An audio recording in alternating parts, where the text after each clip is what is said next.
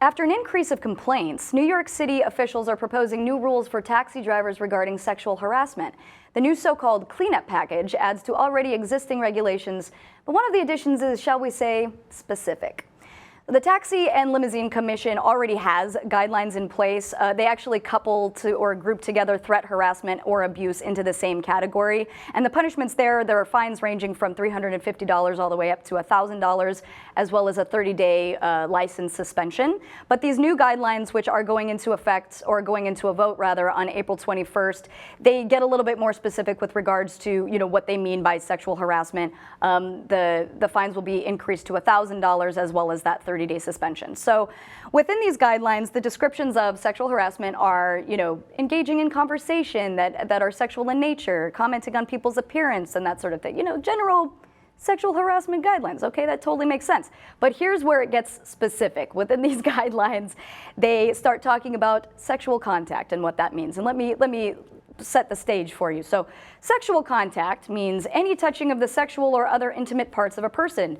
It includes the touching of the licensee by the victim, as well as the touching of the victim by the licensee, whether directly or through clothing, as well as the emission of ejaculate by the licensee upon any part of the victim, clothed or unclothed. My first thought is, what happened to make them be like, oh, you got to get that ejaculate clause in there? Like, what? My goodness, what do you think?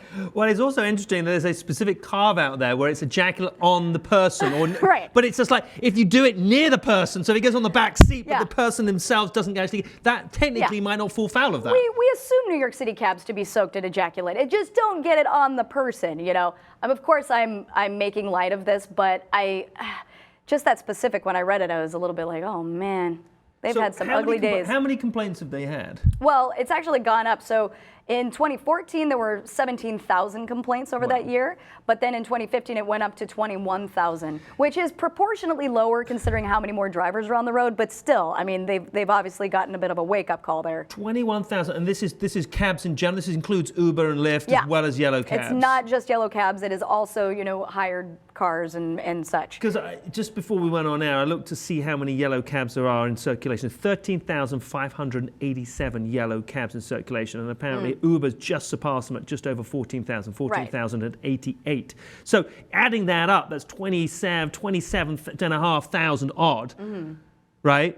So that's 27,000. So that's 21,000 complaints. So if you get into a cab, chances are, statistically, that it's, if not the driver, but certainly the cab has been associated with some form of sexual harassment type complaint. You wonder if it's the same cabbie doing the same things, or if it's just a bunch of them all over the place. It's kind of nuts. I used to live in New York, and I never had any issues there. But I mean, I'm glad that they're at least stepping up and realizing, okay, there's got to be something done here, because in 2015, 14 of the 166 reported rapes were from taxi or hired car drivers. There were different reports of Uber drivers raping women in Brooklyn and everything. So again, I know we're making light of it with the specific ejaculate portion, but still, I mean, the fact that they're really taking steps. Although I will say, just $1,000 fine and having your license suspended for 30 days, I don't think is good enough punishment for ejaculating on a customer.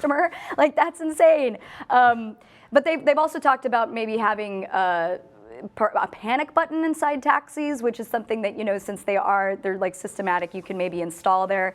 But then it becomes more difficult with the hired cars because they're driving their own vehicles. So there might be mandatory sexual assault prevention training for all of those drivers. Either way, there's at least steps being taken.